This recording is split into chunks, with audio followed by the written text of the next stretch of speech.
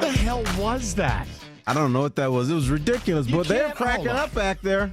I know you can't. Yeah, David made looks people thrilled. happy. You can't open a program like no one has Come any on, Dave. idea You what the can't. hell You can't that laugh. You can laugh at my dumb song, but you can't laugh at that. Okay.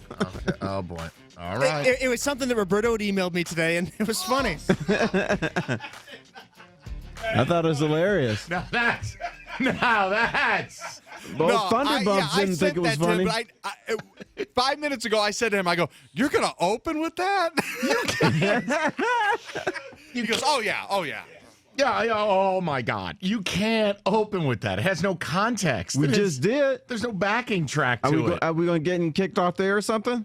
No. A lot of the opens don't have context. Yeah. Just funny stuff that happens on the show. Bam. All right. Okay, well, welcome on a Wednesday. Boy, oh boy. We got a lot to get to, and we've got a fun one for you. This office was a war zone yesterday. We'll get into why and who was at war, but boy, spicy happenings in the CBS compound. Yes. We'll get to that. Maybe we will before they take us off the air, hopefully. Well, somebody should have taken the Spartans off the court last night. They should have. What an embarrassment. I mean, isn't that really the right word for it? What a complete embarrassment in Ann Arbor last night. I apologize to Michigan fans. You deserve better than that. That's a joke. Team didn't even show up.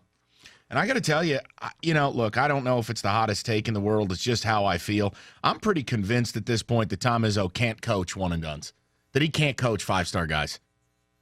He just doesn't know what to do. Or if he does, he's too rigid to change what he does. And Miles Bridges is just the latest. And, yeah, I mean, he's had guy. Gary Harris was there for 2 years, Shannon Brown for 3, Paul Davis for 10. The point is he doesn't get a lot of five-star kids, and when he does, it never looks so great because his system, it's really about experience. And Tom asks his players to do a lot. But it's just reaching, like, comedy status. I mean, Josh Langford, Miles Bridges, it's like, what is this? And, all the while leading up to that game last night, I have to listen to, great week of practice. Cassius Winston, you're not a freshman anymore. This team is growing. Don't bet against us. And really? That was an embarrassment. And I don't know what it is. Tom last night talked about, we don't have the upperclassmen. Well, neither does Kentucky or many schools out there. Upperclassmen are a privilege. Upperclassmen are a rarity now. Do you know who has upperclassmen? The MAC, the Horizon League. Yeah. The GLIAC, they have upperclassmen in basketball. You need some upperclassmen. I'm not saying teams never have them. And look, some of the best teams in America rely on some guys. But the point I'm making is I don't want to hear about upperclassmen when it's just about making the tourney. This isn't me being some entitled, spoiled brat MSU fan that's butthurt because the team's not going to make a run in the tourney. I'm just simply highlighting that not making the tourney is embarrassing. And I don't think Tom's done a great job this year. You guys may disagree, and that's fine. And I'm sure he disagrees, and that's fine too. I don't really care. I mean, look, last night, 23-19. What are we doing? Here comes another Izzo line change. Let's get back to Tom. Let's keep running a Hearns out there. God love them. I know they all work hard. I mean, McQuaid, do I have to keep watching this? Enough. You get some shots now and then. Really? When? He had some. Did you watch last night? I watched. You didn't hit me last night. How about this? Last night, it was the equivalent of putting a construction barrel on the court defensively. Yes, it was. He got roasted. I'm just tired of it. I mean, look, do I think Izzo's a better coach than Jim Boeheim? I do. But you know what the difference is? Boeheim runs about 2 plays. He plays 7 guys. He gets his best guys the shots. They play pretty loose. They go. 2-3 zone. Right. Don't think. I mean, at what point are we going to adjust? If Tom's going to start recruiting guys like Miles Bridges, you got to do better than getting them 9, 10 shots a game. It's not good enough. Go through the years. Who's the last guy Izzo had that averaged 18, 19 points a game as a freshman or sophomore? I mean, that's what these kids want. That's what these kids demand. If you're going to recruit them and they're only going to be there a year, you don't have time to teach them the things that you want to teach them. Tom's system, in an ideal world, you get guys, they're there for at least 3 years, probably 4. Yes. And that's why we make the Final Four. But you know what happens then? We take a bullet to the head because we run into a team that's got the one-and-done guys, that's got the 5-star NBA guys. I really wonder where we're headed because Tom's making an effort to recruit these one-and-doners now. The Miles Bridges of the world. I mean, Josh Langford's not a one-and-done. I am flabbergasted watching Josh Langford because I don't understand how he was a 5-star player. Nick Ward might leave school. And then next year, Izzo's got more good kids coming in. The bottom line is if we're going this direction, Izzo's got to do a better job with the youth. I can't keep hearing about upperclassmen and all this stuff because those upperclassmen are not going to be here to save you. You got to get more out of the young people. You got to get better young people. That was an embarrassment last night. It's one of the worst MSU games I've ever watched, ever. I can live with getting bombed by North Carolina in the title game. They were way better than us. I could live with getting run off the court by Memphis in the tourney. They were way better than us.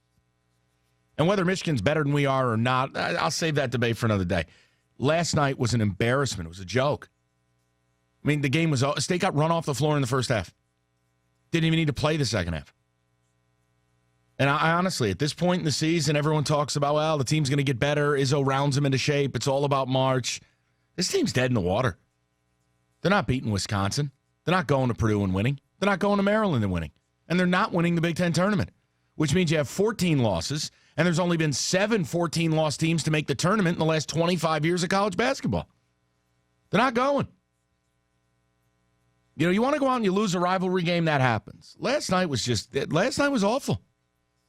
And I think it's a mark on Izzo, too. Last night he goes, well, blame me for the turnovers. It's a joke. It's been this way all year. Well, fix it. Nah, keep grinding. Keep running set after set after set after set after set. And I got to look at Tum Tum. Explain this situation to me, right? Let's just say I'm an ignoramus.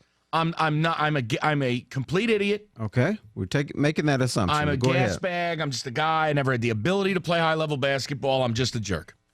Explain to me how anything you call or any set you're calling features Miles Bridges giving the basketball up with 7 on the shot clock to Tum Tum Nairn. So Tum Tum can put his hand in the air and run something.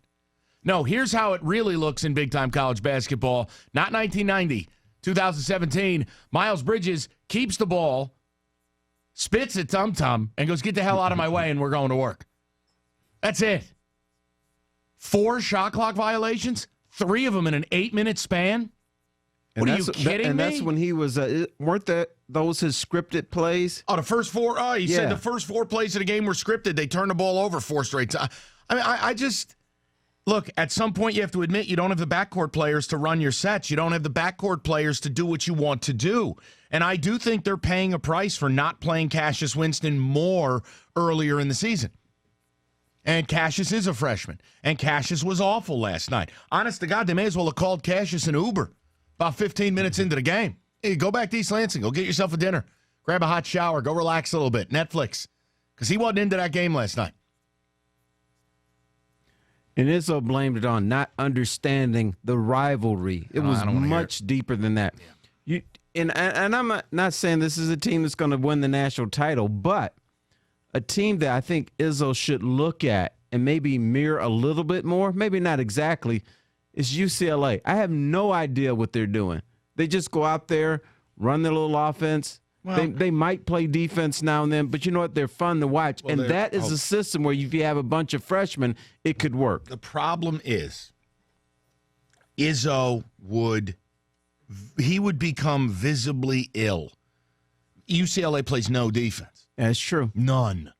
Now, it also helps you have Lonzo Ball. But what do they do when they go up the floor? Not much. Straight motion, little pick and roll here or there, and they leave it up to Lonzo Ball to do his thing. Either shoot the 3 or make the pass. Because he's not the greatest, driver in the world. But no, I mean, T, I think the game has changed. I think Izzo does it the right way. I think he coaches the right way. It's a type of basketball that you love, but it's not realistic in 2017. It's just not. Or maybe it's not realistic with the type of players that would be going to Kentucky, the one-and-dones and stuff like that. The last 2 years, I think, are damaging. The exit to Middle Tennessee State this year where they may not make the tournament, I got to tell you. I mean, look, I know what's going on here. I know it's crazy. We opened with college basketball. Terry wanted to do it. I wanted to do it. You call, you don't. I really don't care. I'm being honest with you.